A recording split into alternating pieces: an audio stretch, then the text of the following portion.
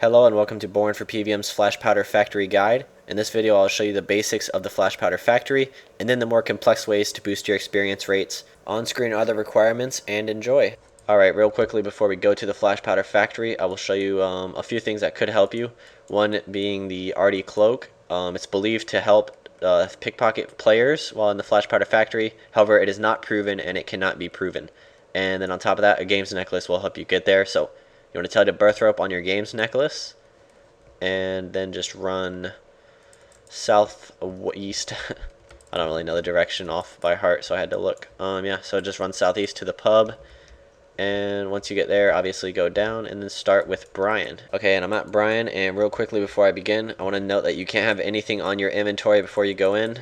And so yeah, let's go ahead and quick start. And this will get us into the Flash Powder Factory. And real quickly before I begin, I just want to mention that some clips will have live commentary and others will have non-live commentary. And as you see, as you start, you'll be taken to an instance world, which basically means it's its own world just for this mini game. And as you start, you will see the time remaining is 15 minutes. And you're not going to have to worry about that though, because you should only do 4 batches. I'll explain this later. So you're not going to have to worry about the 15-minute timer. And as you start, I'm going to speed up the clip and I will explain the main objective of this minigame. Okay, so the main objective of this minigame is get to the yellow and blue arrows, and then after you get to those, some red arrows will appear, 4 red arrows will appear, and then just get to those arrows. Once you get to the arrows in the room, just use the machine inside the middle of the room and then go to the next arrow. And basically, that's all you have to do. You'll have to traverse obstacles in order to get to each arrow. Open pressure doors, and do all sorts of good stuff. So yeah, it's a pretty simple objective, but that's not why I'm bringing you this guide. I'm making this guide because there is a bunch of different tips that you can use to speed up your EXP per hour. So I've explained the objective, now on to the bonus section of this video.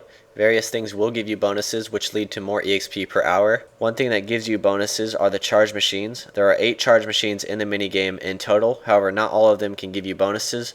Only the ones with the right-click charge option will give you the 10% bonus points to your batches, which lasts for 100 seconds. As you can see, this charge machine doesn't have a charge option on it. There are 8 charge machines in total, however only 2 of them actually have the charge option available, which will be signified by blinking Z's on the mini-map. However, I would not go out of your way to get to them, as it's more efficient to only charge them if you're running by them or running near them. Another thing that can give you bonuses are apparatuses. When you start the minigame, you will have 3. Which will be in your inventory. The max you can have is 6, and obviously the lowest you can have is 0. You can obtain more / lose more via pickpocketing. If you pickpocket a player successfully, you'll receive his apparatus and he won't be able to pickpocket you back for approximately 30 seconds, and vice versa. Also, you cannot pickpocket players if you have 6 apparatuses on you, and you cannot be pickpocketed if you don't have any, obviously. You also have a chance of failing to pickpocket, which if so, you won't receive any apparatuses and you won't be able to pickpocket anyone for another 30 seconds approximately. It's not beneficial to pickpocket players unless they are directly near you or trying to pickpocket you. If you have 1 apparatus on you, you'll receive 1% bonus points. If you have 2 apparatuses, you'll receive 3%, 3 apparatuses 5%, 4 apparatuses 8%, 5 apparatuses 11%, and 6 apparatuses 15%. Which is still less than the bonus charges from the from the charge machines. So yeah, pickpocketing is not the most efficient way to get bonus points. And up next are tips and tricks to speed up your runs. Thanks to Smokey9112 for giving me some of the tips and tricks, and I put his channel link in the description if you want to go check out his channel after the video. And another thing that you want to note is the doors. Basically, there's an unlocked door so I can go through it. And there it just locked, and basically what it is the paths going towards the middle will have doors, pressure doors, blocking them. And so in order to open them, if this call button right here is blue, you can open them, or you can wait for them to open if someone else opens one somewhere else on the map. And so you can either choose to wait or try to go around, which with that being said, you would want to go to the yellow arrow first. That way it is the harder arrow to get to, that would be point B. And let's say that you go to it and you're blocked off by a door like I am now, then you could, if you're close to the blue arrow, go to that one while you wait for this door to open, thus kind of killing 2 birds with 1 stone because you're waiting while you're getting the other arrow. And then yeah, you can just go straight through the middle if this door opens by the time you get to the blue arrow. Hopefully that makes sense. So yeah, always go for the yellow arrow first. And oop, just failed an obstacle. God dang it. And yeah, as we can see, the pressure door now has the call button. And as you see, I just operated the call button, opened the door, and now I'm just going to run through the middle and get this yellow arrow, which would be B. And then another thing I want to note is after you get these two, the red arrows will appear, and if you look on the minimap, it will show you where the next B and A will be. And with that being said, now you know where they're going to be. You would want to get the red arrow closest to the two of them. So let's see, it looks like there would be a red arrow right there, and that's really close to B, so we'd want to go over to this one over here. So yeah, you just use logic. And another thing I want to mention is while you're traversing an obstacle, you can open up the minimap and it won't slow you down. And yeah, you can actually open up the minimap while you're going over an obstacle, which helps and saves some time. Another thing I want to mention is only do 3 to 4 batches. 4 would be the best per your 15-minute run. After you do 4 batches, you would want to leave. You wouldn't want to go over the 500 score marker, because at that point you would start losing efficiency, because there's some weird equation that Jagex does to convert your score inside the minigame to actual points that you can use on EXP. And once you get past 500, for some reason, it just goes down from like being a fifth of your score to being like a fourth and then a third, and then as you get higher scores. So it really makes no sense. But again, only do 4 batches. And then after you do 4 batches, if you want to continue doing the minigame, the quickest and best way, I said that weird, quickest.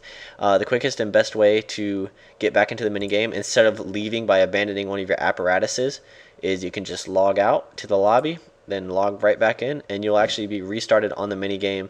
And for some people with like slow computers, that would really help them because they lag when they get transferred into the instance world. So yeah, that's another great tip right there. And when you start the minigame, if the arrows are really far apart from each other and really far apart from you as well, then it might be worth leaving and then entering back to get a new starting arrows, like kind of like that. So that might be worth it. It just depends on how quickly you can go through the obstacles and what doors are open and that kind of stuff. If you have the old Rogue's Den armor, it will actually count as the new factory armor only in the minigame. And also, if you don't have it, you can get it from searching rubble. And rubble can be found in either the mixer rooms, which would be the red arrows, or the blue arrows, which is the Regent Machine A. And yeah, you just gotta look on the floor, and yeah, there'll be like a little pile of rubble on the floor. I think, is that it? Nope. It's really small. You gotta keep an eye out for it. I'll try to find one real quick and show you what you can get from them. Sometimes you can get up to like 100 points for it, so that's really good. Other times you can get the old Rogue's Den armor from it, and then also you can just get worthless stuff like catalysts or something like that from it. And a few things about the rubble I want to mention. One of them, depending on how many players are in your like arena or whatever, you can like if someone searches it right before you get to it, it'll actually also disappear for you. So it's not like just instance, it's actually for other players as well. If that makes sense. I tried to explain that best as I could. Hopefully there's one right up here. And also another thing I want to mention is if you come across some rubble, spam click it, and sometimes you can search more than once before it disappears. I heard somewhere that someone actually managed to search the same rubble 4 times before it actually disappeared. So you want to keep that in mind because that could really help you out. And while I search for this rubble, I want to mention what residue does.